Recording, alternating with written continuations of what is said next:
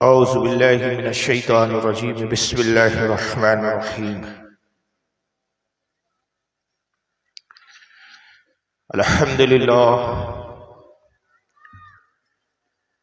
अल्हम्दुलिल्लाहि रब्बिल आलमीन वल आक़िबतु लिल मुत्तक़ीन वस्सलातु वस्सलामु अला मन काना नबिय्यु आदम बैनल माइ वत्तीन। क़ाला अल्लाहु तबारक व तआला फ़िल क़ुरआनिल मजीद वल फ़ुरक़ानिल हमीद वला तुलबिसुल हक़्क़ बिल बातिल व तक्तुमुल हक़्क़ व अंतुम तअलमून। सदक़ल्लाहुल अज़ीम, सदक़ सादिक़ुल मस्दूक़ अलैहि सलातो व तस्लीम। इन्नल्लाह व मलाइकतहु युसल्लूना अलन नबी या अय्युहल्लज़ीना आमनू सल्लु अलैहि व सल्लिमू तस्लीमा। अल्लाहुम्मा सल्लि अला सय्यिदना मौलाना शफ़ीअना व हबीबना व तबीबना व नबियना व मौलाना मुहम्मदिन व अला आलिहि व अस्हाबिहि व अहले बैतिहि व ज़ुर्रिय्यतिहि व बारिक वसल्लिम। सलातो व सलामन अलैका या रसूलल्लाह सल्लल्लाहु तआला अलैहि वसल्लम। शरीफगंज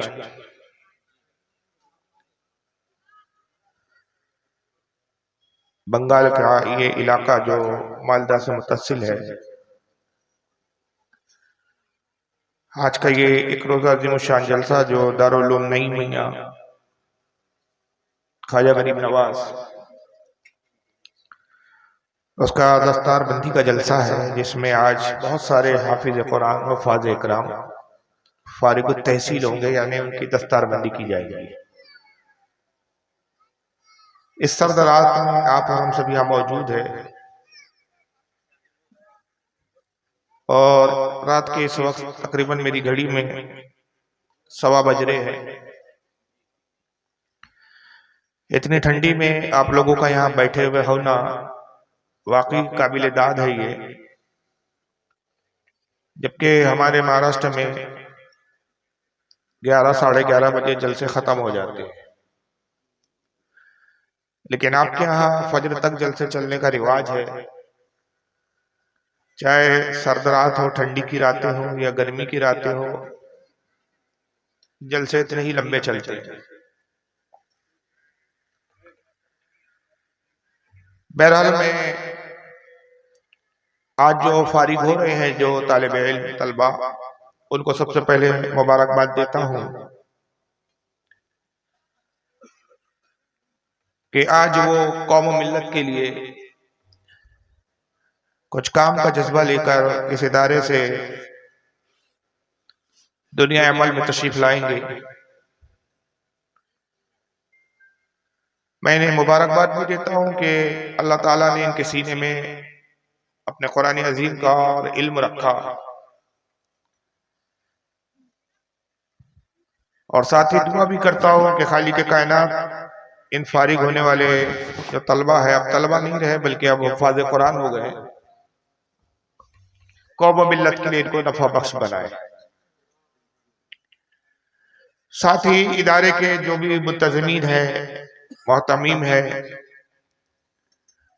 और जिन हजरात ने इदारे की इमदाद फरमाई, मदद फरमाई और मदद करते रहते हैं, उन तमाम लोगों के लिए भी मैं अल्लाह की बारगाह में दुआ करता हूं कि खालिक कायनात इस इदारे के चलाने वाले और इसके मदद करने वालों की उम्र में, इल्म में, रिस्क में, दीनी और दुनियावी मामलात में बरकतें और तरक्कियां अता फरमाए। इस बात का मुझे बहुत अच्छी तरह से एहसास है कि यहाँ थोड़ा उर्दू कम बोली जाती है और ज्यादा गहरी बातें और ज्यादा इल्मी बातें यहाँ नहीं बोली जा सकती। एक तो जबान की प्रॉब्लम, उसके बाद मबलग इल्म का जो यहाँ मामला है, जो म्यार है, वो भी बहुत ज्यादा नहीं है, इसलिए बहुत ज्यादा गहरी बातें मैं नहीं बयान करूंगा। बहुत हल्के फुल्के अंदाज में अहले सुन्नत के कुछ अकायद के ताल्लुक से कुछ बातें आप तक पहुंचाने की कोशिश करूंगा।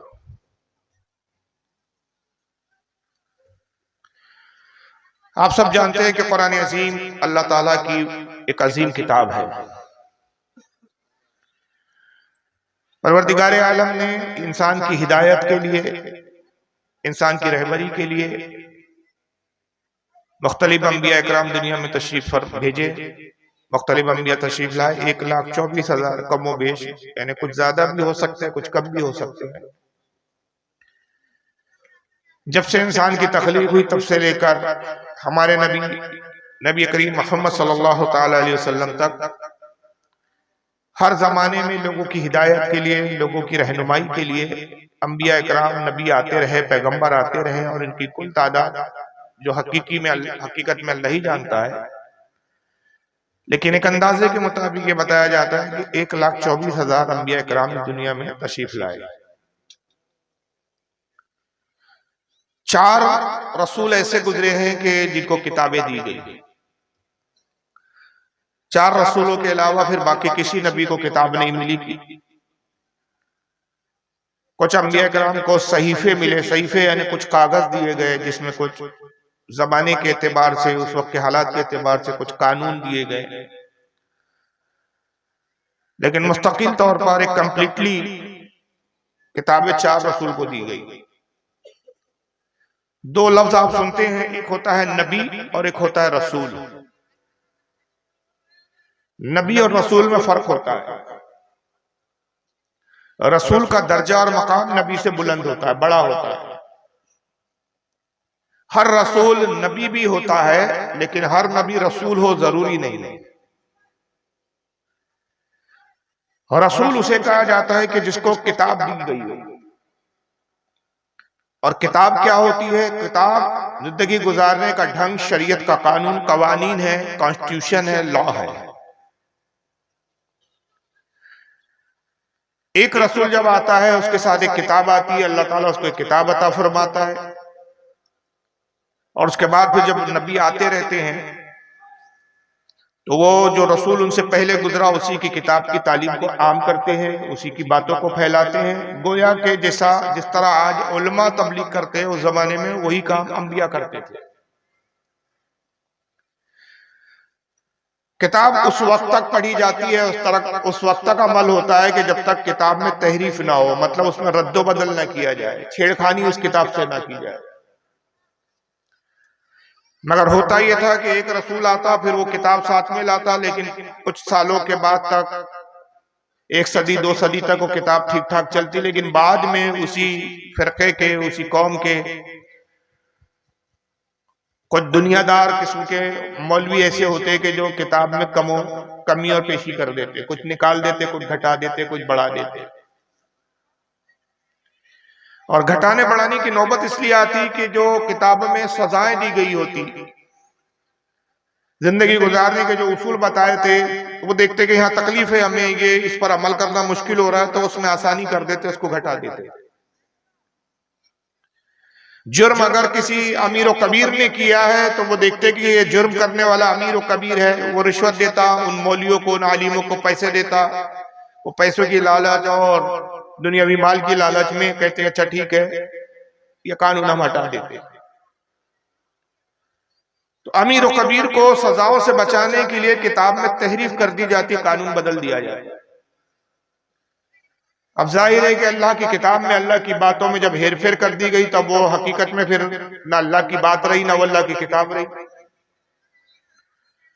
तो फिर दूसरा रसूल भेजा जाता और फिर एक नई किताब भेजी जाती।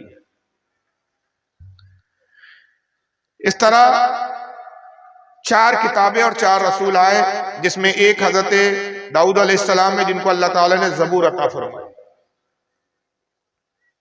एक रसूल हजरत मूसा अलैहिस्सलाम है, जो कौम बनी इसराइल की तरफ है। ये सबसे बड़ी कौम रही दुनिया में, अल्लाह ताला ने इनको तौरेत अता फरमाई। तीसरे हजरत ईसा अलैहिस्सलाम है, जिनको अल्लाह ताला ने इंजील अता फरमाई, जिसको इस जमाने में इंग्लिश में बाइबल कहा जाता है। और जब इंजील में भी तहरीफ हो गई, उसमें भी घटाया और बढ़ाया गया, तो फिर इंजील के बाद और हजरत ईसा अलैहिस्सलाम के बाद फिर हमारे आखिरी पैगंबर मोहम्मद सल्लल्लाहु ताला अलैहि वसल्लम तशरीफ लाए, और उनको फिर एक आखिरी किताब कुरान अजीम अता की गई। और रसूल को आखिरी रसूल कहा गया कि अब हुजूर के बाद कोई रसूल नहीं आएगा, कोई किताब नहीं आएगी, कुरान अज़ीम में रब तबारक व तआला इरशाद फरमाता है, मा काना मुहम्मदुन अबा अहदिम मिन रिजालिकुम वलाकिन रसूलुल्लाहि व खातमुन नबिय्यीन। ए लोगों, आगाह हो जाओ, मोहम्मद तुम्हारे मर्दों में किसी के बाप नहीं है, बल्कि वो अल्लाह के रसूल है और नबियों में सबसे आखिर है, खातमुन नबीन है। अब इनके बाद कोई नबी नहीं आएगा। हुजूर ने जगह जगह बारहा कई मरतबा अपने असहाब से, अपने साहबा से कहा, ला नबी आबादी, मेरे बाद अब कोई नबी नहीं, अना खातमुन नबीन, मैं आखिरी नबी हूं। यहां एक सवाल पैदा ये होता है कि जब किताब में तहरीफ होती थी तो नया रसूल आता था, नई किताब आती थी, मगर रसूलुल्लाह के बाद, हमारे नबी और पैगंबर के बाद अब कोई और पैगंबर नहीं आएगा, कोई और किताब नहीं आएगी। इसका सबब क्या है? तो गोया ये बता दिया गया कि ये दीन ऐसा है, ये नबी ऐसा है कि इसके बाद किसी नबी की जरूरत नहीं। और ये जो किताब जो भेजी जा रही है इस नबी के साथ, कुरान अजीम, दुनिया की सारी ताकत मिल जाए तो इस किताब का ज़ेरो ज़बर भी बदल नहीं सकती। चूंकि अब किताब बदली नहीं जाएंगी, इसलिए किसी नए नबी की जरूरत ही नहीं है। सवाल यह पैदा होता है कि कुरान अजीम क्यों नहीं बदला जा सकता? भाई, अगर पिछली किताबें बदली गई तो इस जमाने में क्यों नहीं बदली जा सकती? क्या इस जमाने में प्रिंटिंग प्रेस नहीं है? बल्कि उस जमाने में प्रिंटिंग प्रेस नहीं होती थी, उस वक्त तो किताबें हाथ से लिखी जाती थी। अब आज तो मशीनरी का दौर है, बड़ी बड़ी मशीनें हैं, प्रिंटिंग प्रेस है, कंप्यूटर आ गए हैं, कंप्यूटर से कंपोजिंग होती है, कंप्यूटर से लिखा जा सकता है, मशीनों से छापा जा सकता है। तो फिर किताब दूसरी उसमें छेड़खानी करके नया कुरान छापा जा सकता है। इस बात पर अगर आप गौर करेंगे तो आपको एहसास होगा कि कुरान अजीम बदला क्यों नहीं जा सकता। पिछली जितनी किताबें आई, अल्लाह ताला ने किसी भी किताब की हिफाजत का जिम्मा खुद नहीं लिया, बल्कि हुआ ये कि नबियों ने अपने कौम और अपनी उम्मत के मुतालबे पर अल्लाह से किताब का मुतालबा किया। हर नबी ने अपनी कौम के लिए किताब मांगी। जनाब दाऊद अलैहिस्सलाम का अगर देख लें कि दाऊद अलैहिस्सलाम की कौम हजरत दाऊद के पास आई और कहा कि दाऊद, जब तक आप हमारे बीच जिंदा है, आप हमें बताते हैं, हम आपकी बातों पर अमल कर लेते हैं, मगर आप भी इंसान हैं, एक न एक दिन आपको भी दुनिया से जाना, इंतकाल करना है। जब आपका इंतकाल हो जाएगा, आप इस दुनिया से चले जाएंगे, तो फिर हम दीन पर कैसे अमल करें, अल्लाह की बातों पर कैसे अमल करें, ये हमें कौन बताएंगे? लिहाजा जो कुछ कानून है, जो जिस पर हमें अमल करना चाहिए, जिंदगी कैसे गुजारनी चाहिए, उसके लिए किताब चाहिए हमें, जिसमें सारी बातें लिखी हो कि आपके बाद हम उस किताब को खोलें और जहां भी हमें जिंदगी के किसी मसले में मुश्किल आए तो हम किताब को पढ़कर उस मसले का हल निकाल लें। मेरी तकरीर समझ में आ रही है ना आपके? मैं बहुत कोशिश कर रहा हूं, हालांकि मैं उर्दू बोलता हूं तो थोड़ा सा बहुत हल्के लेवल की उर्दू बोलता हूं, थोड़ा सा तकलीफ दे होता। हालांकि वैसे भी मैं ज्यादा हार्ड उर्दू नहीं बोलता हूं, लेकिन फिर भी बंगाल की इस इलाके के एतबार से और आसान लफ्ज इस्तेमाल करने की कोशिश कर रहा हूं। दाऊद अलैहिस्सलाम अल्लाह की बारगाह में गए और सजदा रेज हो गए, इबादत खाने में गए, जो इबादत खाना था, परवरदिगार तू जानता है कि मेरी कौम किताब मांग रही है। अल्लाह ताला ने फरमाया कि दाऊद, अपनी कौम से कहो कि किताब का मुतालबा मत करो, जितने कानून तुम्हें बता दिए गए बस उसको याद रखो, उस पर अमल करो। अगर किताब मांगोगे और जब हम किताब देंगे तो वो कानून तुम पर लागू हो जाएगा, नाफिज हो जाएगा। और जब एक बार कानून बन जाता है, जब तक कानून ना हो तो छूट है, कानून बन जाए तो जब कानून की खिलाफ वर्जी कोई करेगा तो वो मुजरिम होगा। उसको यूं समझ लीजिए कि जब तक हिंदुस्तान में टैक्स के नाम पर जीएसटी टैक्स नहीं था तो कोई इस टैक्स को जानता ही नहीं था, तो वो टैक्स देने की कोई जरूरत ही नहीं थी। जब तक हिंदुस्तान में टोल टैक्स नहीं था तो आप सड़क पे से कभी भी जा सकते थे, लेकिन आपको कोई टोल टैक्स देना नहीं पड़ता था। मगर जब कानून बदला, सड़कें बनने लगी, गवर्नमेंट ने जगह जगह टोल टैक्स के लिए नाके बना दिए, जीएसटी नाम का एक टैक्स लागू कर दिया, तो अब ये टैक्स आपको भरना है। अगर ये टैक्स में आप चोरी करते हैं तो कानून आप मुजरिम है, और चोरी करते हुए अगर पकड़े जाएं तो आपको सजा है। तो जब तक कानून नहीं आता छूट होती है, लेकिन जब एक बार कानून बन जाता है तो उस पर अमल करना जरूरी हो जाता है, और कानून बनता है तो मुश्किल बढ़ जाती है। दाऊद, अपनी कौम से कहो कि किताब मत मांगो तो, बल्कि जितना तुम्हें बता दिया गया जबानी बस उतना ही याद रखो। अगर किताब मांगोगे तो फिर हम आने वाली नस्लों तक के कानून बताएंगे, कानून बढ़ जाएंगे, और उस पर फिर तुम्हारी कौम जब अमल नहीं करेंगे तो हम उनको सजा देंगे। अगर अमल करेंगे तो इनाम है, और इनाम जन्नत है, और अगर इन कानून पर अमल नहीं करेंगे तो सजा है, सजा जहन्नम है। तो इस पर खतरा है किताब में, इनाम के साथ सजा भी है।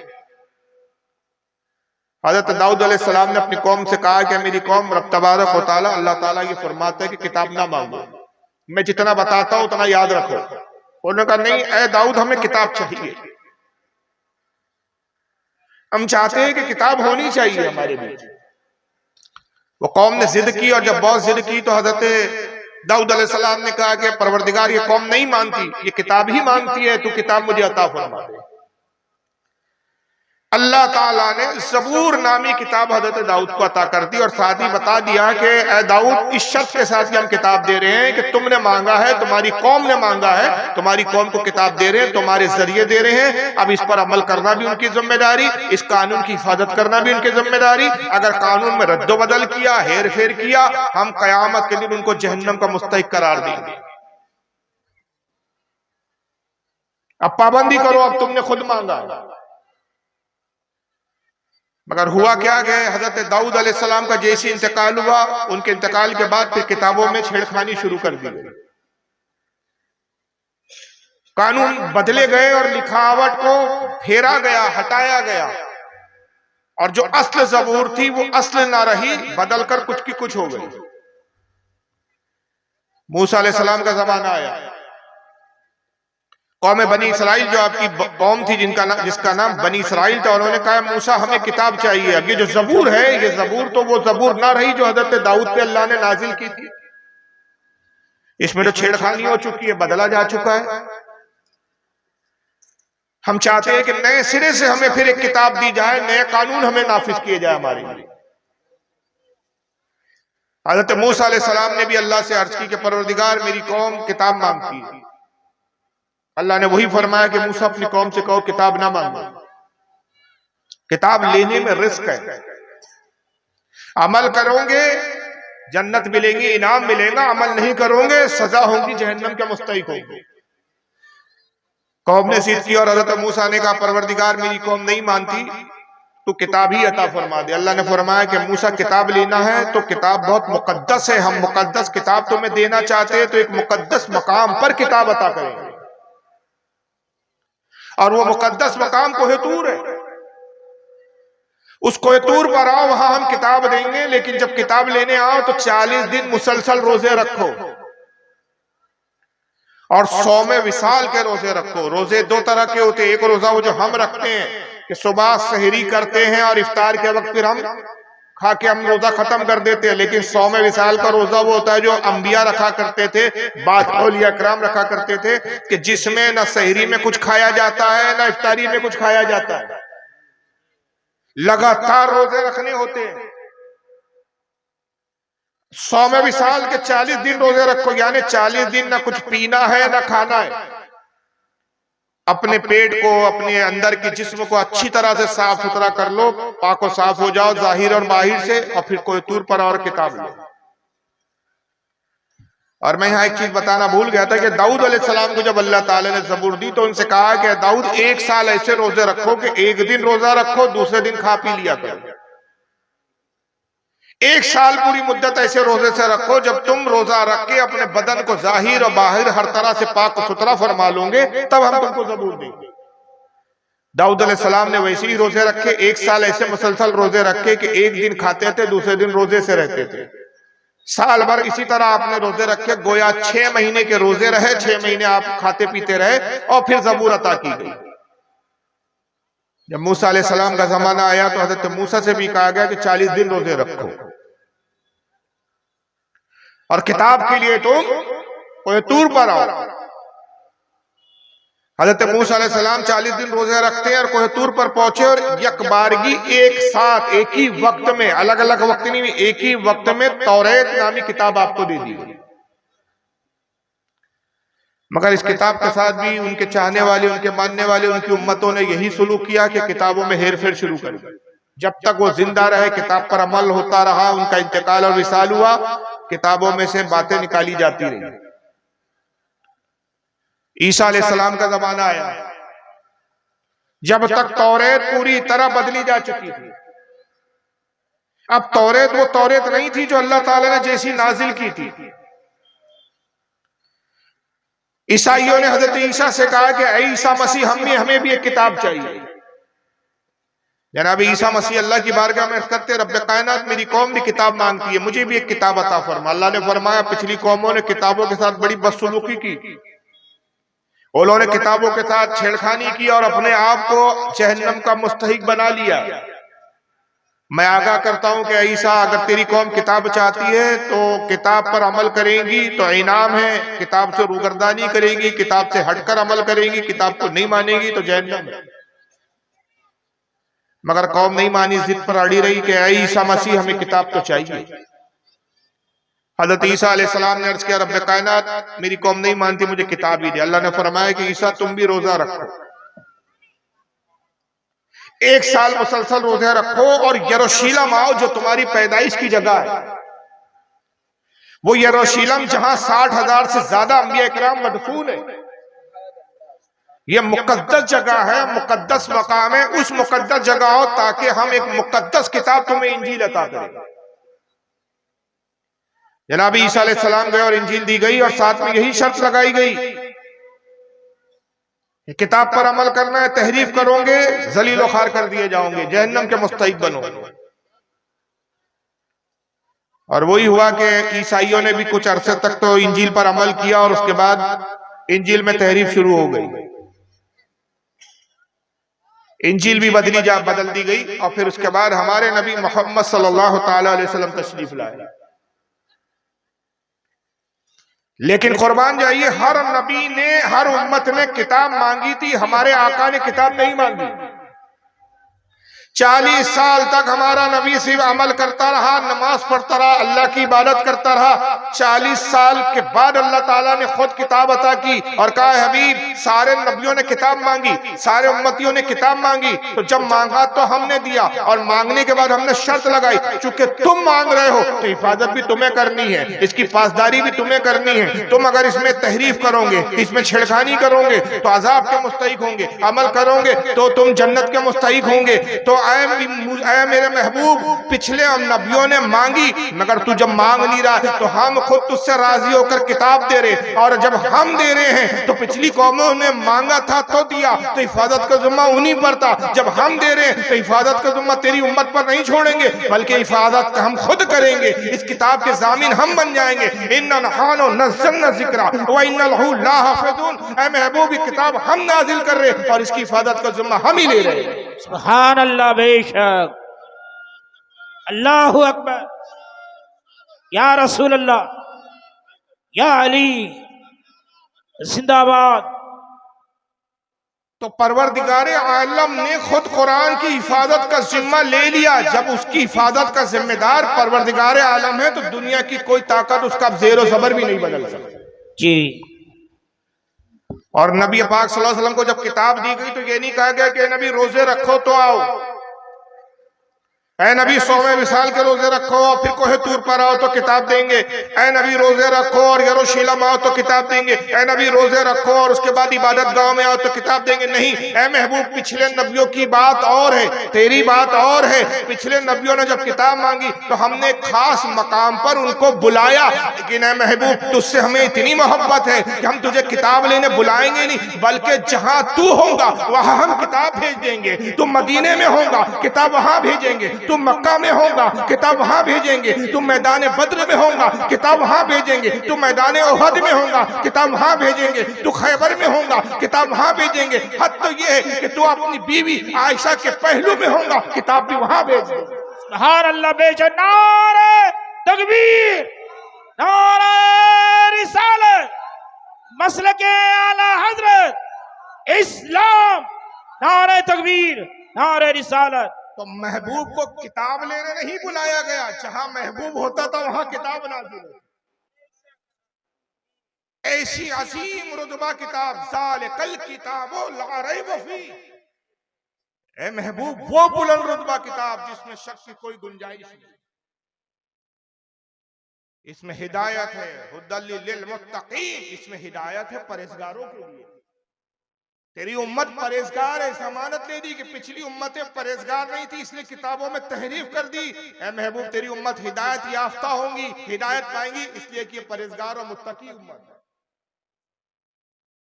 ऐसी अजीम किताब, ऐसा अजीम रसूल हमें अता किया गया। और किताब क्या है? कुरान अजीम क्या है? चूंकि अब कुरान कयामत तक के लिए किताब है, अब कोई किताब नहीं आ रही आना है, तो कयामत तक के जितने मसाइल सबका हल कुरान में अल्लाह ने बयान फरमा दिया। हर चीज का जिक्र कुरान में है। कुरान में खुद कहता है हबीब ये आखिरी किताब, अब इसके बाद किसी किताब की जरूरत नहीं। तो इसका आलम ये वला रद्मी वला याबिसिन इल्ला फी किताबी मुबीन, कोई खुश्क चीज, कोई सूखी चीज और कोई गीली चीज दुनिया में ऐसी है ही नहीं जिसका जिक्र हमने इस किताब में ना कर दिया। हर चीज का जिक्र हमने इस किताब में किया। मगर मैंने अर्ज किया कि हो सकता है कि आज प्रिंटिंग प्रेस का दौर है, आज कंप्यूटर का दौर है, टेक्नोलॉजी का दौर है। एक शख्स खड़े हो गए, भाई हम चैलेंज करते हैं कुरान को, कैसे कह सकते हो कि किताब नहीं बदली जा सकती? हम बदल के दिखाएंगे। हम एक कुरान छाप के ला रहे हैं। एक साहब बैठ गए कंप्यूटर पे और कंपोजिंग शुरू किया और उन्होंने बदलना शुरू किया। कहा देखो कुरान में अल्हम्दुलिल्लाहि रब्बिल आलमीन, रब्बिल आलमीन उसको कर दिया रब्बल आलमीन। ये लीजिए फारूक साहब, आपकी बात का चैलेंज हमने कबूल किया। आपने कहा जेर जबर नहीं बदल सकते, हमने जबर बदल दिया, जेर से जबर कर दिया। जहां पेश है हमने जबर लगा दिया, जहां जबर है वहां जेर पेश लगा दिया। भाई बदला नहीं जा सकता? बदला जा सकता? नहीं, बदला बिल्कुल जा सकता। बदल रहे हैं कुछ लोग।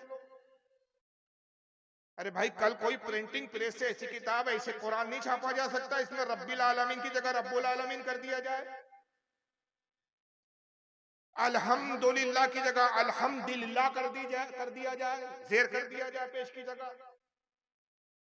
अब आप कहे भाई इससे तो माना बदल रहे, अरे हमें इसके पर माना बदले चाहे बदले ना बदले, हमें इससे क्या लेना देना? आप तो करे तो ना जेर हटा सकते ना जबर हटा सकते, हमने लीजिए जेर जबर हटा दिया। इसका जवाब यह होगा कि तुम नादान हो, तुम जाहिल हो, तुमने किताब की हिफाजत का मतलब ही नहीं समझा। तुमने किताब कागज को किताब समझ रखा है, तुमने स्याही को इंक को किताब समझ रखा है, तुमने प्रिंटिंग को किताब समझ रखा है। अरबी जबान में हिफाजत के लिए बहुत सारे जुमले होते हैं, हाफिज भी आता है, हफीजून भी आता है। कुरान अजीम की चाहता तो ये भी कहता है कि इन्ना नहानो, हम इसका हमने इन्ना नहानो नज़्ज़लना जिक्र, हमने जिक्र को हम ही नाजिल किया। व इन्ना हफीजुन, हम ही इसकी हिफाजत करने वाले। हफीज भी आ सकता था, हफीज नहीं फरमाया अल्लाह ने, हाफिजून। और हाफिजून का मतलब क्या है? हाफिज की जमा है हाफिजून। तो अल्लाह फरमा रहे हैं कि इस किताब की हिफाजत का जिम्मा ऐसा है कि तुम कागज बदल सकते हो, तुम स्याही बदल सकते हो, तुम इंक बदल सकते हो, तुम हुरूफ बदल सकते हो, लेकिन हमने कुरान अजीम को इस उम्मत के हाफिजों के सीने में ऐसे उतार दिया, कागज बदले जा सकते, जो सीने पे नक्श हो गया उसको कैसे बदलोगे? जी बेशक, सुभान अल्लाह। और ऐसा हमने इस कुरान को मोजेजा बनाया कि बच्चे बच्चे के सीने में ये उतर जाता है। दुनिया में कोई कुरान के अलावा ऐसी किताब नहीं कि जिसका पूरा हाफिज हो और उस कौम का बच्चा भी उसको हिफ्ज करते हुए नजर आए। जी अरे हमारे यहाँ तो ऐसे ऐसे हाफिज पैदा करके अल्लाह ताला ने अपने कुरान अजीम को, अपने नबी के मोजिज़े को जाहिर किया कि पैदा होने वालों में एक बच्चा पैदा हो रहा है, और जब वो 3 साढ़े 3 साल का बच्चा उम्र को पाता है, माँ हाथ पकड़ती है, एक उस्ताद के पास ले जाती है, कहती है उस्ताद मोहतरम मेरे बच्चे को पढ़ाइए। बच्चे से उस्ताद कहता है बेटा पढ़ो बिस्मिल्लाहिर्रहमानिर्रहीम, तो बच्चा पढ़ना शुरू करता है बिस्मिल्लाहिर्रहमानिर्रहीम अल्हम्दुलिल्लाहि रब्बिल आलमीन अर्रहमानिर्रहीम मालिक यौमिद्दीन इय्याका नअबुदु व इय्याका नस्तईन मुत्तकीन इहदिनस सिरातल मुस्तकीम सिरातल लज़ीना अनअमता अलैहिम गैरिल मग़दूबी अलैहिम वलद्दाल्लीन। बच्चा पढ़ता रहा अलिफ लाम मीम ज़ालिकल किताबु ला रैब फीह, उस्ताद झूमता रहा, बच्चा पढ़ता रहा। 17 पारे बच्चे ने पढ़े और खामोश हो गया। सुभान अल्लाह। उस्ताद ने कहा बच्चे और पढ़ो। कहा बस इससे ज्यादा मैं नहीं पढ़ सकता। कहा बच्चे तुम्हारी माँ तो ये कहकर लाई है कि इसे कुरान पढ़ाओ, तुम तो पढ़े लिखे हो, तुम तो पढ़े पढ़ाए हो, तुम तो हाफिज कुरान हो, बताओ ये 17 पारे किससे पढ़े? कहा मैंने किसी से नहीं पढ़े, दर हकीकत मेरी वालिदा मोहतरमा खुद हाफिज कुरान है। जब मैं अपनी माँ के शिकम में था वो घर के कामकाज करती थी, कुरान की तिलावत करती थी, मैं अपनी माँ की कुरान की तिलावत को शिकम में सुन के याद कर लिया करता था। यहाँ तक कि जब वो 17 पारे तक मेरी विलादत हो गई, मेरी पैदाइश हो गई। खुदा की कसम अगर मैं अपनी माँ के शिकम में और कुछ दिन रहता और पारे हिफ्ज करके आता, उस्ताद माँ के पेट से 17 पारे पढ़ कर आए हो, आगे पढ़ाना तुम्हारा काम। सुभान अल्लाह, सुभान अल्लाह, सुभान अल्लाह। कौन है ये बच्चा? ये हमारे गौसे आजम शेख अब्दुल कादिर जीलानी रज़ियल्लाहु ताला। सुभान अल्लाह। ऐसी हिफाजत की कि हमने माँ पेट बच्चों के सीनों में भी इस कुरान को उतार दिया। छोटे छोटे बच्चे हिफ्ज कर रहे हैं इसमें। ऐसी हिफाजत का जिम्मा लिया अल्लाह ताला। यही वजह है कि आज दुनिया चाहती है कुरान को बदले, लेकिन वो हैरान है कि हम कुरान को बदले तो कैसे बदले? हम कागज बदल देंगे लेकिन हमारी चोरी पकड़ी जाती है, क्योंकि लाखों करोड़ों इसके हाफिज कुरान है। अरे हाल तो यह है कि अभी रमजान का महीना आएगा, तरावी शुरू होंगी, एक हाफिज साहब खड़े हैं पढ़ा रहे, गलती से जेर में भी गलती हो जाए तो पीछे लुकमा देने वाले खड़े हैं। जेर नहीं बदल पा रहा है, जबर नहीं बदल पा रहा है। जब जबान से जेर और जबर नहीं बदले जा सकते तो कागजों में बदल के करोगे तो क्या करोगे? यही वजह है कि स्वामी सद्दानंद ने एक शख्स गुजरा है, शुद्धिकरण तहरीक बनाई थी उसने कहा हिंदुस्तान के जितने मुसलमान हैं सब हिंदू थे, इनको तलवार के जोर पे मुसलमान किया गया, जबरदस्ती इनको मुसलमान बनाया गया। और ये आज तक ये प्रोपेगेंडा जारी है। और इस प्रोपेगेंडे का झूठ होना इससे ही साबित है कि अगर हमारे माँ बाप, हमारे पूर्वजों को तलवार की जोर पर इस्लाम की तरफ लाया गया होता, हमें तो मालूम हो गया भाई कि हमारे बाप को जुल्म से किया गया, हम क्यों नहीं पलट के हिंदू हो रहे हैं? फिर भाई हमें तो पता चल गया ना कि हमारे माँ बाप के साथ, बाप दादाओं के साथ जुल्म हुआ, जबरदस्ती उनका धर्म परिवर्तन कराया गया। अब हमें घर वापसी कर लेना चाहिए, लेकिन हम घर वापसी क्यों नहीं कर रहे? मरने के लिए तैयार है लेकिन इस्लाम छोड़ने के लिए तैयार नहीं। घरों पे बुलडोजर चलाए जा रहे हैं, घर ढह रहा है, लेकिन घर तबाह हो जाए हमें मंजूर है, लेकिन हम अपना ईमान तबाह होने नहीं दे रहे। बेशक हमारी मॉब लीचिंग हो रही है, वो हमें गवारा, लेकिन हम इस्लाम छोड़ने के लिए तैयार नहीं। इसकी वजह क्या है? तो वजह यही है कि यकीनन हमारे पूर्वजों ने जुल्म की बुनियाद पर इस्लाम कबूल नहीं किया, इस्लाम की खूबियों को, इस्लाम को समझकर इस्लाम कबूल किया। इसी वजह से आज हम इस्लाम से मोहब्बत करते हैं। अगर हमारे वालिदैन को, हमारे बाप दादा को, हमारे पूर्वजों को अगर वाकई जुल्म की बुनियाद पर बदला जा चुका होता, आज हिंदुस्तान का सारा मुसलमान दोबारा अपने हिंदुइज्म और दूसरे मजहब पे जा चुका होता। जी, हमारा ना लौटना इस बात की दलील है कि हमने इस्लाम की हक्कानियत को जानकर समझकर कबूल किया। स्वामी दयानंद सरस्वती उठा, शुद्धिकरण तहरीक बनाई, आला हज़रत फाजिल बरेलवी के जमाने का है। तहरीक का नाम रखा शुद्धिकरण तहरीक। ये धर्म छोड़कर अपवित्र हो गए, इनका शुद्धिकरण करना पड़ेगा। उसने मिशन चलाया कि सारे हिंदुस्तान के मुसलमानों को दोबारा हिंदुइज्म की तरफ लाएंगे, हम हिंदू मजहब की तरफ लाएंगे। इस्लाम के खिलाफ बोलना शुरू किया और उसे सबसे ज्यादा कुरान के खिलाफ बोलना शुरू किया। और एक किताब लिखी जिसका नाम है सत्तारे प्रकाश। ये ओरिजिनल किताब मेरे पास मौजूद है। कुरान पे उसने जगह जगह इतराज किया, कहा ये अल्लाह की किताब है ही नहीं बल्कि मोहम्मद ने अपनी तरफ से गढ़ी है। माज़अल्लाह। मौलाना नईमुद्दीन मुरादाबादी रहमतुल्लाह ताला अलैह आला हज़रत के खलीफाओं में थे, खुलफा में से थे। और जो आला हज़रत का तर्जुमा कुरान छपता है कंजुल ईमान, उस पे जो तफसीर छपती है मौलाना नईमुद्दीन साहब की छपती। हज़रत अल्लामा सैयद नईमुद्दीन मुरादाबादी रहमतुल्लाह अलैह ने एक मरतबा इसको चैलेंज किया और एक जगह मुठभेड़ हो गई। एक गांव में दयानंद सरस्वती पहुंचा, हज़रत को पता चला, हज़रत भी पहुंच गया और 20 जलसे में जाके स्टेज पर घेर लिया। कहा कुरान के खिलाफ तुम बहुत बोल चुके, बहुत भोग चुके, आओ मुनाजरा करो। उसने कहा मौलवी साहब मुनाजरे से क्या होगा, सिर्फ बहस होती है, मुबाहिसा होता है, हल नहीं निकलता। आपने कहा चलो मुनाजरा छोड़ो, मैं तुमको एक चैलेंज करता हूं, उसको कबूल कर लो। मैं सिर्फ तुम्हारे ही मजहब की किताबों को चैलेंज नहीं करता, बल्कि दुनिया में जितनी किताबें, जितने मजहब की किताबें सब ले आओ।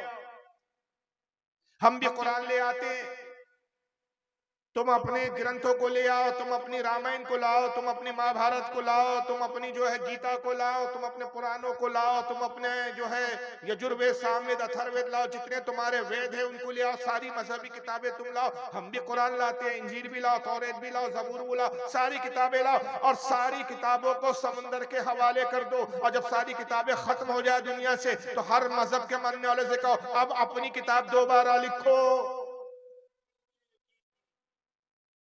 तो हम दावे से कहते हैं कि अगर दोबारा लिखने के लिए कहा जाएगा तो सिर्फ कुरान ही एक ऐसी किताब है जो दोबारा लिखी जा सकती है, बाकी दुनिया की कोई किताब दोबारा लिखी नहीं जा सकती। बेशक। इसलिए कि कुरान वो किताब है जो बच्चों के सीने में उतार दी गई। सुभान अल्लाह। दुनिया की कोई किताब ऐसी नहीं कि जो सीने में उतारी गई। सीने में वही किताब उतरती है जिसका ताल्लुक दिल से हो, और दिल का ताल्लुक रब से होता है। पता चल गया ये किताब रब की नाजिल की हुई है, इंसान की बनाई हुई नहीं है। बेशक। दुनिया की बाकी जितनी किताबें हैं सबके लिखने वाले इंसान, मगर कुरान वो है जो कलाम इलाही है।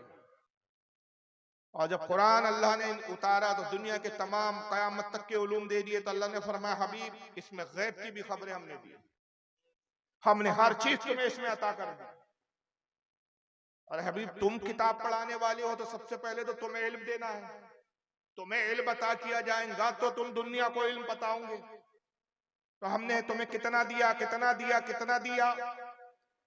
तो रब ने फरमाया कि हबीब हम तुम्हें इतना इल्म अता कर रहे हैं, कयामत तक का हर इल्म दे रहे हैं, हर बात की हम खबर दे रहे हैं, इतना दे रहे हैं कि जो कुछ हो चुका वो भी हम तुम्हें बता रहे हैं, माकाना वमा यकून, जो हो चुका वो भी बता रहे हैं, जो होने वाला है वो भी बता रहे हैं। और हबीब हम तुम्हें पढ़ा रहे, कायनात में कोई ऐसा नहीं जो तुम्हें पढ़ाए। अर रहमान, हम ही रहमान, अल्लमल कुरान, हमने कुरान नाजिल किया। खलकल इंसान, हमने इंसानियत की जान मोहम्मद को पैदा किया। अल्लमाहुल बयान, और उसे कलाम करना हमने सिखाया। वो अल्लमा का मालम तकुन तालम, महबूब जो तुम नहीं जानते थे वो सब कुछ हमने तुम्हें सिखा दिया। सुभान अल्लाह। जो तुम नहीं जानते थे। अब आप अपने ज़हन फिक्र से जो भी ख्याल करो कि हुजूर ये नहीं जानते होंगे, तो आपकी बात रद्द हो गई कि अल्लाह फरमा रहा है महबूब जो नहीं जानता था वो हमने सिखा दिया। तो दुनिया में कोई ऐसा इल्म बचा ही नहीं, कोई ऐसी खबर बची ही नहीं, कोई ऐसी बात बची ही नहीं कि जो अल्लाह ने अपने हबीब को ना बता दी हो। और इतना गैब बताया, इतनी छुपी हुई बातें बताई, इतनी छुपी हुई बातों को जाहिर किया। कहा कि हबीब हम छुपी बातें आपको बताते हैं और आप अपने असहाब को बताते हैं, और इस कदर बताते हैं, इस कदर बताते हैं, इस कदर बताते हैं। क्या महबूब वमा हुआ अलल गैब बिदनीन, हमारा यह नबी गैब की खबरें देने में बखील नहीं है, कंजूस नहीं है। बेशक। हम बताते हैं, ये उम्मत पे जाहिर करता है। मगर फिर मुसलमानों में ही एक तबका ऐसा पैदा होता है कि जो फिर कुछ ऐसी बातें करता है कि जो कुफारों ने भी नहीं की थी। वहां से फिर हमारे इख्तिलाफ का एक नया सिलसिला शुरू हो जाता। अभी आपने कुरान अजीम की अजमत को सुना। कुरान के उलूम रसूल पर नाजिल किए गए। उलमा ने कहा कि कुरान अजीम रसूलुल्लाह का सबसे अजीम मोजिज़ा है। मगर एक जमात आई, आपके इलाके में भी है, मगर अफसोस ये है कि आप उनकी अकीदों से वाकिफ नहीं। याद रखिए हाथी के दांत दिखाने के और होते हैं, खाने के और होते। खाने वाले दांत नजर नहीं आते, दिखाने वाले दांत दिखते और काम के कुछ होते नहीं, शो के होते हैं। वो दांत से हाथी खाता नहीं, खाने वाले दांत नजर नहीं आते। इसी तरह इनके छुपे हुए अकीदे नजर नहीं आते, इनकी नमाजें नजर आती है, इनकी इबादत नजर आती है, इनकी टोपियां नजर आती है, इनके कुर्ते पाजामे नजर आते हैं, इनका दिखावा नजर आता है, लेकिन अकीदा नजर नहीं है। और याद रखिए कि बीमारी डॉक्टर को नजर आती है, मरीज को भी खुद समझ में नहीं आता कि मुझे क्या बीमारी है, जबकि बीमारी मरीज में होती है। लेकिन इस जिस्म के अंदर क्या बीमारी है इसको कौन बताता है? बोलिए। दीन के डॉक्टर उलमा होते हैं। उलमा बताते हैं कि इसके अंदर जो है, इसके जो दिखाने वाले दांत और है, जो खाने वाले दांत जो नजर नहीं आ रहे, वो क्या खा रहे हैं और वो है क्या, वो है कैसे। तो अब इनका अकीदा कैसे पता चलेगा, इनके अंदर की बात कैसे पता चलेगी? जो इनके मौलवी किताबों में लिखकर चले गए। एक किताब लिखी गई इसी जमात के आलिम साहब की तरफ से, मैं आपके सामने किताब का स्कैन पेज आपको दिखा रहा हूं, और इस वक्त ओरिजिनल वो किताब मेरे टेबल पे मौजूद है। आइए देखिए, यह किताब स्क्रीन पे आपको नजर आ रही होंगी, अल बराहिल कातिया, दिख रही है? और ये है ओरिजिनल मेरे पास टेबल पे जो आपको स्क्रीन पे दिख रही है। ये आज भी छप रही है उर्दू जबान में। इसके लिखने वाले मौलवी खलील अहमद अम्बेटवी, मौलाना खलील अहमद अम्बेटवी, जिनको तबलीगी जमात वाले मानते हैं, देवबंदी मानते हैं। तबलीगी जमात जिन्होंने बनाई थी उनका नाम था मौलवी इलियास कांदेलवी, उनके उस्ताद थे, देवबंद मदरसे में थे, देवबंद मदरसे के उस्ताद रहे, पढ़ाया भी इन्होंने। अल बराहिल कातिया लिखी सफा नंबर 63 पे इन्होंने अपने मदरसे की तारीफ बयान करते हुए देखिए क्या झूठ गढ़ा इन्होंने। उर्दू जबान में किताब है, उर्दू थोड़ी सी हार्ड है आपके एतबार से, हालांकि हमारे इलाकों में ऐसी इतनी ये आम उर्दू है, लेकिन आपके यहाँ ये भी थोड़ी हार्ड है, मैं फिर भी अल्फाज आसान करूंगा इसको। मौलवी खलील अहमद अम्बेटवी कहते हैं कि मदरसे देवबंद की अजमत हक ताला की दरगाह पाक में बहुत है। हक ताला यानी कौन? बोलो। अल्लाह ताला। अल्लाह की बारगाह में देवबंद के मदरसे की अजमत क्या है? बहुत है। अल्लाह को बड़ा मकबूल मदरसा है ये, अल्लाह की बारगाह में बड़ा पसंदीदा मदरसा। क्यों पसंदीदा ये मदरसा? आगे लिखते हैं कि सदहा आलिम यहां से पढ़कर गए। सदा यानी कई सौ की तादाद में यहां से आलिम इस मदरसे से पढ़ के गए, और खल्के कसीर को जुल्माते जलालत से निकाला। एक बहुत बड़ी तादाद में, एक बहुत बड़ी जमात को गुमराही से, गलत कामों से, बुराइयों से निकाल दिया। यही सबब है, यही वजह है कि एक साले यानी एक नेक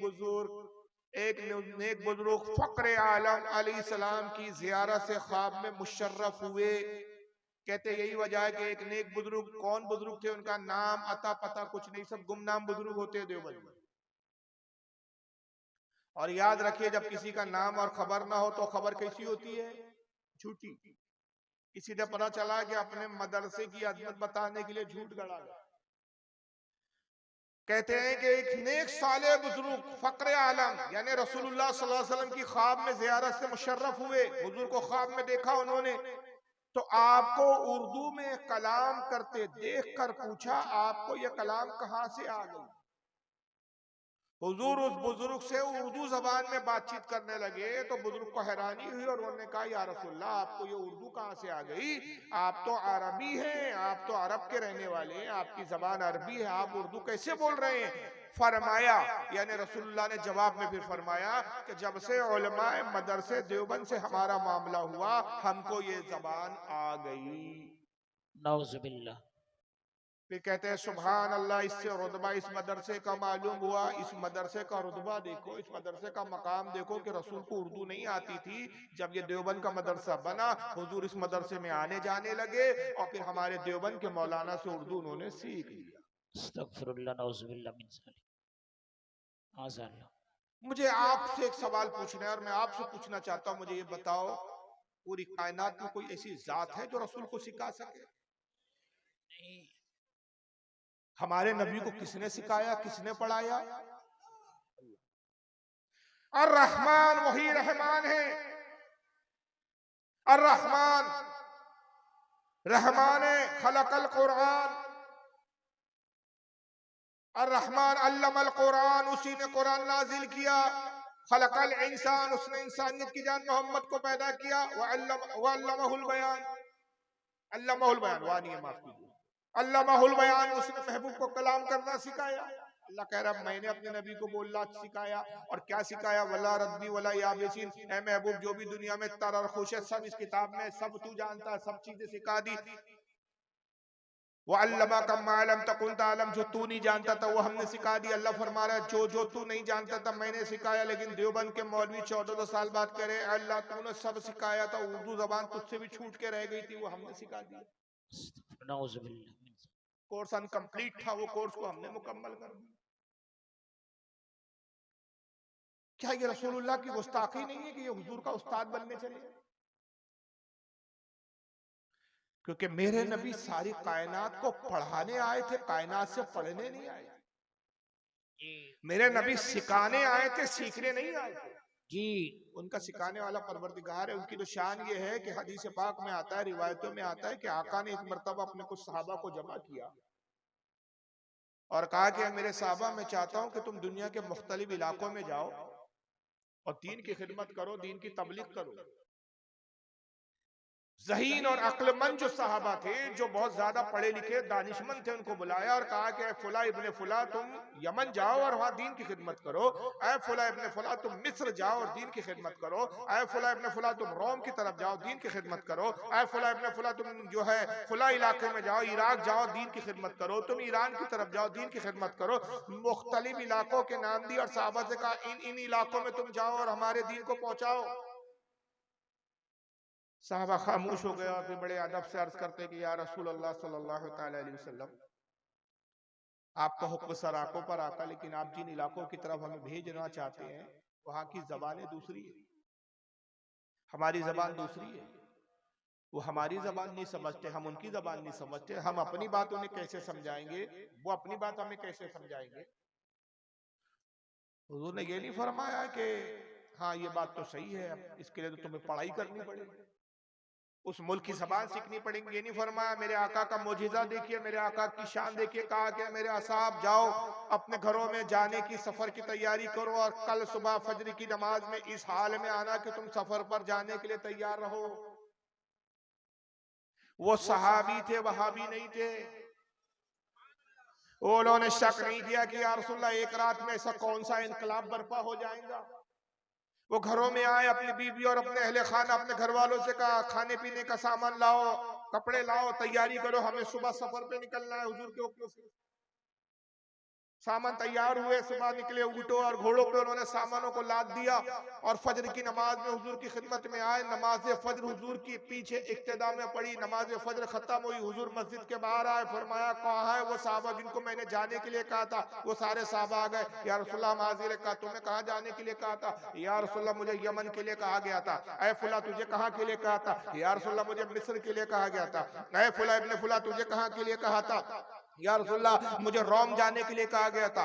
ऐ फुला इब्ने फुला तुझे कहाँ जाने के लिए कहा गया? या रसूलल्लाह मुझे ईरान जाने के लिए कहा। करीब आओ। हर सहाबी को हुजूर करीब लेते थे। अपना लुआबे दहन जिसको थूक कहते, अपना थूक नबी निकालते थे, उस सहाबी के मुंह में डालते। और रावी हदीस कहता है कि नबी का वो थूक मुबारक, वो लुआबे दहन, वो लुआब मुबारक, वो थूक मुबारक जिस सहाबी के मुंह में जाता उसी मुल्क की जबान उसको उसी वक्त याद हो जाती। सुभान अल्लाह, अल्लाहु अकबर, अल्लाहु अकबर, या रसूल अल्लाह। क्या समझे आप? मेरे नबी की शान ये है कि अपना थूक जिसे दे दे उस मुल्क की जबान उसको अता करे। जो दुनिया की मुख्तलिफ जबानें अपने थूक से अता करता हो, उसको उर्दू नहीं आती थी कि फटीचर मौलवियों के पास उर्दू सीखने आया हो। ये नबी की तौहीन नहीं है, मजाक नहीं है नबी के साथ। यही मेरे आका सल्लल्लाहु अलैहि वसल्लम मदीने में सैर फरमा रहे हैं, एक ऊंट पागल और दीवाना हो गया। और जब ऊंट पागल हो जाता है तो बड़ा खतरनाक हो जाता है। जो आए ना जब फाड़ खाता है, उसका दांत इतने इतने सख्त और उसका जबड़ा इतना सख्त होता है कि अगर जबड़े में पकड़ ले तो गोश्त का लथड़ा ही लेके निकले। लोग उस ऊंट को देखकर डरते थे, भागते थे। जब ऊंट जिस तरह पे आता लोग भागना शुरू कर देते हैं। पागल ऊंट है, पकड़ लेगा, नोच लेगा, नकोड़ लेगा, खा जाएगा। वो ऊंट आया, हुजूर सैर फरमा रहे साहबा के साथ, रसूलुल्लाह ने उस ऊंट को देखा, सरकार उस ऊंट की तरफ गए। साहबा ने अर्ज किया, अल्लाह के नबी उस ऊंट की तरफ ना जाए, ये पागल है, ये जिसे देखता नोच खाता। आपने फरमाया कि मुझे नुकसान नहीं पहुंचाएगा, इसलिए कि सिवाय शरीर जिन्नातों के और शरीर इंसानों के दुनिया की हर मखलूक जानती है कि मैं अल्लाह का रसूल हूं, सब मुझे पहचानते। हुजूर उस ऊंट की तरफ गए और उसके सर को आप मोहब्बत से सहलाने लगे और फरमाया, क्यों लोगों को सताता है, क्यों लोगों को परेशान करता है। ऊंट ने सर झुकाया और रसूलुल्लाह की नालें, आपकी जूती मुबारक को चाटने लगे। नुकसान पहुंचाना तो दूर, फरमा बरदार हो गया। हुजूर ने फरमाया कि जवाब क्यों नहीं देता, क्यों लोगों को सताता है, क्यों लोगों को नकोड़ता और खसोड़ता है। उसने अपने मुंह को उठाया, हुजूर के कान के करीब लाया, कुछ आवाजें निकाली, सरकार मुस्कुराने लगी। सुभान अल्लाह। आका ने फरमाया, इस ऊंट का मालिक कौन है। एक साहबी आगे बढ़े, सरकार ये मेरा ऊंट है। कहा तेरी शिकायत कर रहा है। कहा या रसूलल्लाह ये क्या कह रहा है। कहा ये ऊंट कह रहा है कि अल्लाह के नबी मैं पागल नहीं हूं, मैं दीवाना नहीं हूं। मामला ये है कि जब मैं जवान था तो मेरे मालिक ने मुझसे बड़ा काम लिया, मुझ पे बड़े बोझ लादे, मुझसे बड़ी खिदमतें ली। अल्लाह के नबी अब मैं बूढ़ा हो गया हूं तो अब ये है कि मुझे काट कर मेरा गोश्त खाने की फिक्र में है, मुझे काट के ज़बह करके खाना चाहते। तो या रसूलल्लाह मैंने अपनी जान बचाने के लिए पागलपन का सोंग रचा रखा है, ये ढोंग कर रहा हूं मैं, सोंग रचाए हुए, हकीकत में मैं पागल नहीं हूं। हुजूर ने कहा तेरी शिकायत कर रहा है, क्या ये सही है। तो साहबी ने कहा अल्लाह के नबी इस ऊंट ने बिल्कुल सही कहा। कुछ दिन पहले की बात है कि मेरा बेटा कहने लगा, अब्बाजान ये ऊंट बूढ़ा हो गया, अब इसके ऊपर बोझ ला दो तो इसके पैर कांपने लगते हैं, इस पे कपकपी तारी होती है, ये कमजोर हो गया है, काम नहीं करता, बूढ़ा हो चुका है, अब इसको काट पीट के गोश्त खा पी के खत्म कर दीजिए। बस जिस दिन हमने इसके काटने का सोचा उसी दिन से इसने हमें काटना शुरू कर दिया। हमने दीवाना और पागल समझ के इसको छोड़ दिया। हुजूर ने फरमाया ये जिंदगी को पसंद करता है, ये जीना चाहता है। ऐ मेरे साहबी ये ऊंट मुझे दे दे और इसके एवज कुछ रकम ले ले। उन्होंने कहा या रसूलल्लाह वैसे भी ऊंट हमारे काम का नहीं, हमने तो यूं ही छोड़ दिया है, मैं आपको तोहफे के तौर पर वैसी अता देता हूं, पेश कर। सुभान अल्लाह। हुजूर ने ऊंट की लगाम पकड़ी और फिर ऊंट से कहा कि ऊंट देखे सरकार के जुमले सुनिए, अल्लाह करे कि आप इसकी अहमियत को समझ जाए। कहा ऊंट जा, तू आज से आजाद है, अब आबादी में ना रहे कि लोग तुझसे डरते हैं। जंगल में चला जा, जंगल में जो चाहे खा पी, कोई दरिंदा तुझ पर हमला नहीं करेगा, इसलिए कि तुझे अल्लाह के रसूल ने आजाद किया है। सुभान अल्लाह। गोया रसूल बता रहे हैं कि जिसको मैं आजाद कर दूं दुनिया की कोई मखलूक उसको नुकसान पहुंचा नहीं सकती। जो मेरी पनाह में आ गया वो अल्लाह की पनाह में आ गया, और जो अल्लाह रसूल की पनाह में आ गया कायनात की कोई चीज उसको नुकसान नहीं पहुंचा। बेशक सुभान अल्लाह। कोई दरिंदा तुझे नहीं नुकसान पहुंचाएगा। गोया हुजूर ये भी बता रहे हैं कि दरिंदे भी पहचानते हैं कि ऊंट मुस्तफा का आजाद करदा हुआ है। ये कौन से दरिंदे हैं जो नबी को नहीं पहचान पा रहे हैं। जी जी, ये कौन से दरिंदे। ऊंट खुश हुआ और ऊंट ने फिर अपने मुंह को उठाया, हुजूर के कान के करीब आया, फिर आवाज निकाली और इस मर्तबा ऊंट रो रहा था, उसकी आंखों में आंसू बह रहे थे। रसूलुल्लाह ने जब उसकी कुछ आवाजों को सुना सरकार भी रोने लगी। साहबा के तो कुछ समझ में नहीं आया, अर्ज के अल्लाह के नबी इसने क्या कहा कि रो रहा है और आप भी रो रहे हैं। आपने इरशाद फरमाया इसने ऐसी बात कही कि खुद भी रो रहा है और मुझे भी इसने रुला दिया। ऐ लोगों ये कह रहा है कि अल्लाह के नबी आज आपने मेरी जान बख्शी है, आज आपने मुझे आजाद किया। मैं अल्लाह की बारगाह में दुआ करता हूं कि कयामत के दिन अल्लाह ताला आपकी गुनाहगार उम्मत को जहन्नम से आजाद फरमा दे। सुभान अल्लाह। ये मेरी उम्मत के लिए दुआ कर रहा है, इस बात पर मुझे भी रोना आ गया। इस ऊंट को मेरी उम्मत की कितनी फिक्र। वाकया खत्म हो गया, ऊंट जंगल चला। समझ में क्या आया। समझाने और समझने वाली बात यह है कि मेरे आका वो है, अल्लाह ने वो इल्म दिया कि जानवरों तक की जबान मेरे मुस्तफा जानते। मगर ये कह रहे हैं कि नहीं साहब उर्दू जबान हमारे देवबंद में सीखी। और यही नहीं, फिर एक दूसरी किताब लिखी गई साहब तौहीन। देखिए ये है वो इख्तलाफी बातें जिसकी बुनियाद पर इन जमातों से हम अहले सुन्नत इख्तलाफ करते हैं और इन्हीं बातों पर हमारे उलमा इनका रद्द करते हैं। ये किताब लिखी गई है तस्करतुर रशीद। ये दूसरे मौलाना गुजरे देवबंद के जिनका नाम है मौलवी रशीद अहमद गंगोही। ये बानी तबलीगी जमात मौलाना इलियास कांदेलवी के पीर साहब थे। उनकी तारीफ में किताब लिखी गई तस्करतुर रशीद। लिखने वाले मौलाना खलील आशिक इलाही मोहम्मद आशिक इलाही मीठी देवबंद के आलिम थे। ये सब मर चुके हैं लेकिन किताबें आज भी छप रही है। मौलाना अशरफ अली थानवी देवबंद के एक बहुत बड़े आलिम थे जिनको ये हकीमुल उम्मत कहते हैं। मौलवी कासिम नाना तवी जिनको ये हुज्जतुल इस्लाम कहते हैं और इनके बारे में कहते हैं कि देवबंद का मदरसा इन्होंने बनाया। खलील अहमद अम्बेटवी के आप सुन चुके, जो मौलवी इलियास कांदेलवी इस्माइल इलियास कांदेलवी के साहब उस्ताद थे। ये पीर साहब थे रशीद अहमद गंगोई, ये भी देवबंद के थे।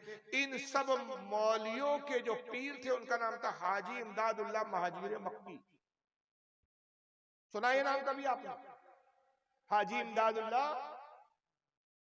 महाजिर मक्की देवबंदी। उनको मोहब्बत में, प्यार में, लाड़ में आला हजरत कहते हैं। और हम पे इतराज करते हैं कि सब तो इस जमाने में हजरत है, ये बरेली में तुम्हारे यहाँ आला हजरत कहां से आए? इनके अपने घर के आला हजरत की खबरें नहीं है कि इनके हाजी इमदादुल्लाह को आला हजरत कहा जाए।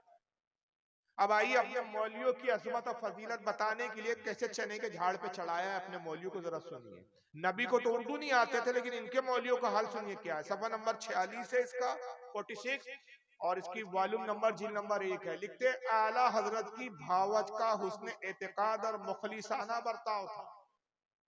आला हजरत कौन? भूल गए यार?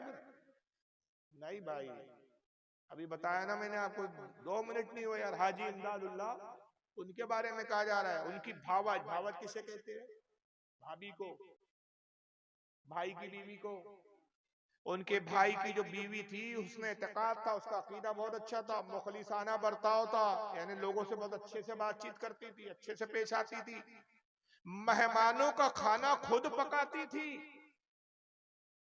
मेहमानों का खाना खुद पकाती थी और किसी वक्त किसी मेहमान के नावक्त आने से कभी तंग दिल ना होती थी। किसी भी वक्त मेहमान आ जाए, चाहे रात हो, दिन हो, दोपहर हो, कभी बुरा नहीं मानती थी, कभी दिल में मलाल नहीं आता था कि यार ये बेवक्त कौन सा मेहमान आ गया। बड़े खुशी से खाना पकाती थी।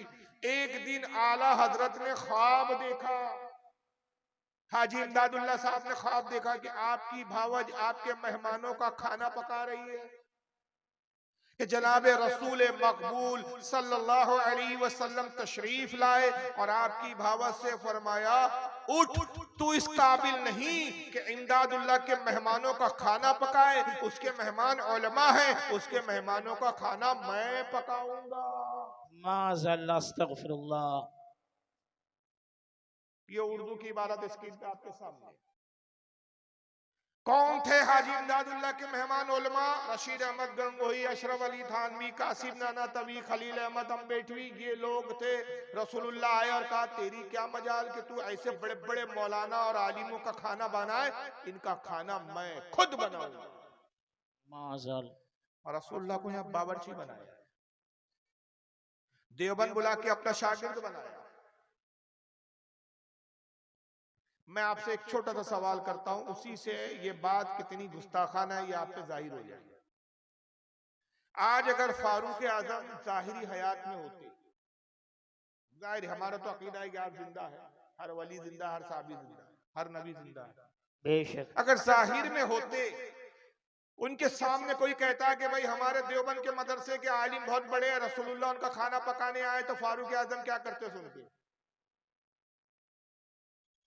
क्यों भाई बोर हो रहे क्या? उठ उठ के जा रहे हो? गाना गाऊं क्या? वो बंगाली में जो गाने गाते हैं आपके यहाँ, कब सुनोगे ये तकरीर इस तरह की? अभी वो लंतरानी तकरीरें सुनाओ तो बड़ा मजा आता है सबको। दुनिया कहाँ जा रही है और आप लोग कहाँ जा रहे हैं अल्लाह ही मालूम है। समझ में ही नहीं आता यहाँ का मिजाज मुझे। वो तो शुक्र है कि उलमा बैठे हैं, वरना यहाँ के जलसों में तो उलमा भी स्टेज से उठ के भागते हैं। बुखारी और मुस्लिम का तो नाम भी नहीं सुनते यहाँ के मौलाना। और हमारे उधर बंबई वगैरह में तकरीर करो तो वहां हदीस के बगैर बात नहीं होती। हदीस बताओ बोलते हैं, फजूल किससे कहानी मत सुनाओ। अगर आप क्या तो क्या सुनते पता ही नहीं, बस गाने सुनते हैं। गाने के लहजे में सुनाइए राग में तो बड़ा मजा आता है आप लोगों को, बात कोई मतलब की नहीं रहती, इल्म कौड़ी भर का हासिल नहीं होता, मालूमात कुछ नहीं हो रही है कि क्या मसला है।